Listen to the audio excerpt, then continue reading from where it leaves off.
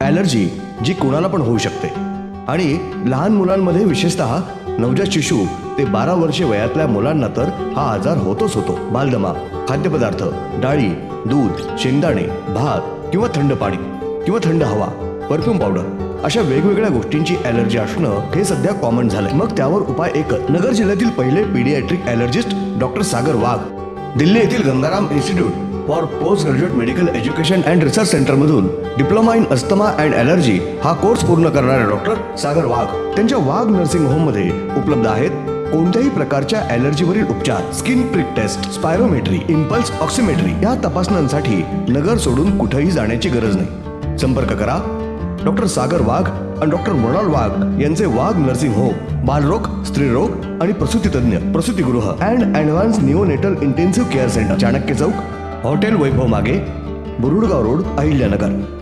सिद्धटेक येथील थडगे सकल हिंदू समाजाच्या वतीनं काढण्यात आलं. आता जिथे दिसेल रस्त्यावर थडगे त्याच्या पुढे उभे राहतील बजरंग बलीचे मंदिर. आमदार संग्राम जगताप. जिहादी प्रवृत्तींना थारा देणार नाही. सागर बोबडे यांच्या माध्यमातून त्यांची आमची चर्चा झाली. त्यांनी मला सांगितलं की आपल्याला हे संपूर्ण कामाकरता, या कार्याकरता, या नेट हिंदू धर्माच्या कार्याकरता आपल्याला पुढाकार घ्यायचा आहे.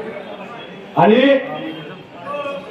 हे सांगितल्याबरोबर प्रशासनाला जाग आली आणि जाग आल्यानंतर आपल्याला अचानकरित्या कळालं की ते संपूर्ण काढून टाकलेलं आहे. पण काढून जरी टाकलं तरी त्याचे अवशेष राहता कामा नये.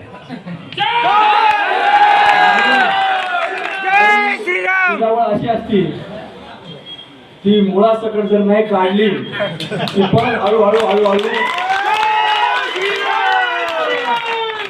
भाईचारा म्हणत आपल्या गळ्यात येऊन पोचली आणि गळ्यात आली की हळूहळू श्वास आवळायला प्रयत्न करतो. आणि तशाच प्रकारचा प्रयत्न आज आपल्याकडे देखील झालेला होता.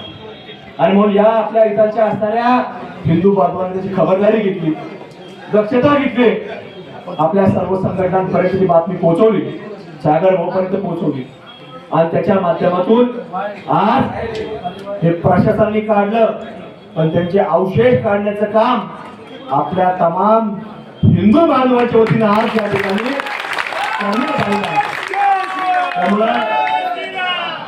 आपल्या इथून पुढच्या काळामध्ये देखील आपण पाहतो की आपल्या अहिल्यानगर जिल्ह्यामध्ये इथं झालं. गेल्या काही महिन्यापूर्वी आपण पाहिलं, ऐकलं, टीव्हीतून, वृत्तपत्रातून आपण वाचलं की काही मंडळींनी सांगितलं की जे आपल्या सर्वांचं असणार अजून एक श्रद्धास्थान चैतन्य कांतनाथ महाराजांचं समाधीस्थळ मळी या ठिकाणी त्यांनी वक्फ बोर्डामध्ये लावलं. अहो, यांची हिंमत कशी होती? ती हिंमत तो तुम्हाला सांगतो होता कामा नये. पण आपल्यातलेच काही मंडळी त्यांच्या बरोबर असतात, ते सांगतात भाईचारा आणि त्याच्यात हे सगळे प्रकार हळूहळू वाढायला लागले. त्यामुळे आपल्या आता पुढच्या काळामध्ये सावध होणं गरजेचं आहे. की जोपर्यंत आपण सावध होत नाही, तुम्हाला सांगतो की आपल्याला वेगवेगळे असे प्रयोग पाहायला मिळतील. आणि सावध झालो नाही तर ते हळूहळू जसं मी सांगितलं की ते भाईचारा म्हणत आपल्या गळ्यात येणार आणि आपल्या दिवशी श्वास बंद करणार. त्यामुळे आपल्या सर्वांना सावध होणं गरजेचं आहे. त्या दिवशी सागर भाऊ यांची चर्चा झाली.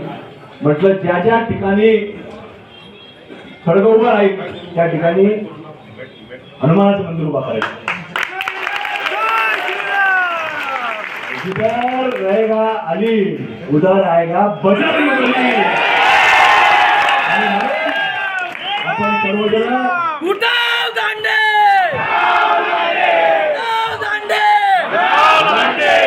आपण सर्वजण हनुमानाचे भक्त आहेत. जिथे जिथे हिंदूंचे मंदिरे असतात तिथे मंदिर परिसरात मोठ्या प्रमाणात अनधिकृत अतिक्रमणे करण्यात येत आहेत.